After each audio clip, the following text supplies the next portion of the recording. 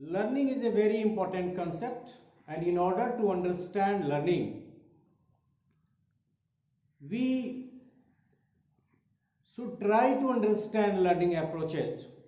Now we shall discuss different learning approaches, and in the process we shall talk of behaviorist approach, cognitivist approach, constructivist approach, humanistic learning approach, and social learning approach. So in today's lecture, firstly we shall try to understand learning in the light of all these 5 learning approaches, and then we shall discuss these learning approaches specifically. So firstly we shall outline today's lecture. So let us outline the today's lecture. So we will try to understand learning in the light of these 5 learning approaches. So firstly learning, and then meaning of learning as per these 5 learning approaches. We will one by one define learning in these approaches and its perspective. So understanding learning, then we shall discuss the first approach, that is behaviorist approach, then cognitivist approach, and again the third approach, that is constructivist approach.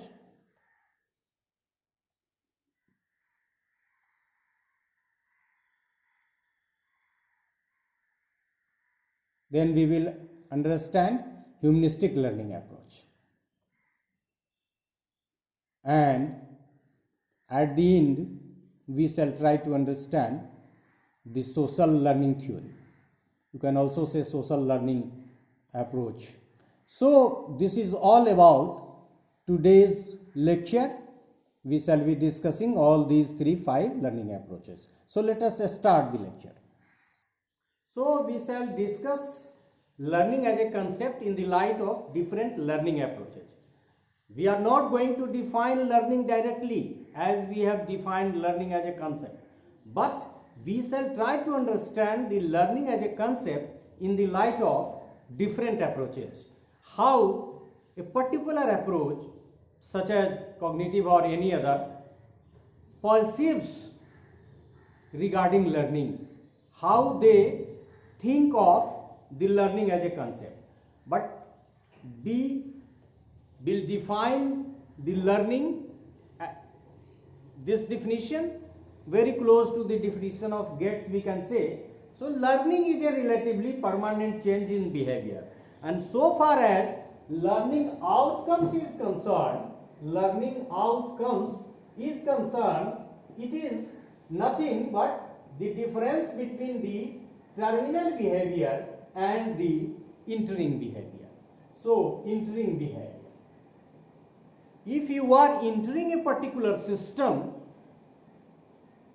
then you are having certain behavior, that is your entering behavior. And when after the completion of the system, it may be class, it may be other duration, such as any program like B.Ed, M.Ed and such anything.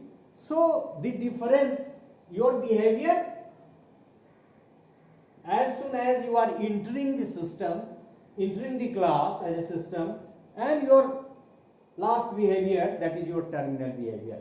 So learning outcomes is equal to terminal behavior and minus entering behavior.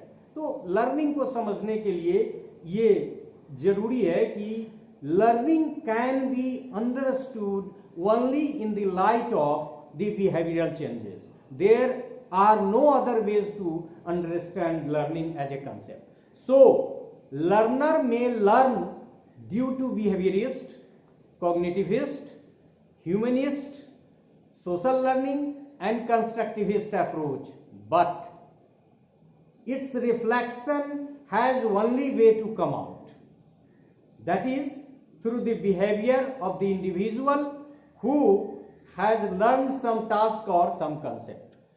So in the concept of learning, the culmination point, the central aspect is the behavior, because learning can be understood only in terms of behavior. Behavior as a concept, as we can understood, rather we can develop a misconception regarding behavior as a concept. So behavior is not the affair of behaviorist school of thought only. Psychology and education take behavior in more broader perspective than the behaviorist school of thought. Psychology has been defined in terms of behavior. Even in the concept of education, behavior is a very important. So modification of behavior, improvement in behavior, a study of behavior, measurement of behavior is possible. So we in education and psychology take the term behavior in a broader concept in comparison to the concept that has been taken as per the behaviorist school of thought, which is limited to the environmental aspect. So we will understand the relationship between learning and behavior in a broader perspective. So learning is not limited to cognitive aspect, rather it is extended to affective and psychomotor aspects. We can think in terms of the Bloom's taxonomy and Bloom's taxonomy of educational objectives.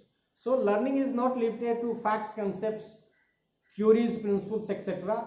That is cognitive domain, but it is extended to affective domain, feelings, sentiments, emotions, or most importantly attitudinal learning, or फिर extended to psychomotor domain, where there is the muscular strength is channelized. Blackboard पे लिखना, experiment करना या kinaesthetic वगैरह का जो aspect है सब उसमें आ जाएगा. So learning is not limited to cognitive aspect, rather it is extended to affective and psychomotor aspect as well. Learning is due to teaching, instruction and training. Learning is not only due to teaching, it is also due to instruction, where there is permanent separation between the teacher and the learner. वो open system वगैरह से हम जो सीखते हैं, और फिर training. So we learn by teaching, through teachers, by instruction, through text, inbuilt text, that is self-instructional material, you can say, some programs, and training, where we have to work on by the use of our muscular strength. Learning is formal, non-formal and informal. We learn through formal modes, school, college, etc. Non-formal modes, there are so many programs, ज्ञान वाणी, ज्ञान दर्शन, और फिर जितने भी text हैं non formal जो. लेकिन formal में क्या होता है कि everything is defined, curriculum, time, etcetera. लेकिन नॉन फॉर्मल में थोड़ी सी फ्लेक्सिबिलिटी है, और informal learning by the society, ये बहुत फ्लेक्सिबल है, और बहुत सारा जो मोरल वैल्यूज वगैरह का इनकलकेशन है इसमें, इनफॉर्मल का भी बहुत इंपॉर्टेंट रोल है. So learning is formal through formal mode, non formal mode and informal mode. And now we shall talk learning in terms of the different school of thought, rather different approaches of learning. Behaviorist defines learning as a change in behavior due to experiences. We have already discussed. Cognitivist thinks learning is acquisition of knowledge, comprehension, skill, etc. Constructivist like Piaget, who is being considered as the personal constructivist, says learning is a process of knowledge construction. So we construct the knowledge. Constructivist like Vygotsky, he is being considered as the social constructivist, concludes learning as a social process of knowledge construction. So knowledge construction is important in the definition of learning as per constructivist approach. NCF 2005 states, this statement is also related to the constructivist approach. In the constructivist perspective, learning is a process of construction of knowledge.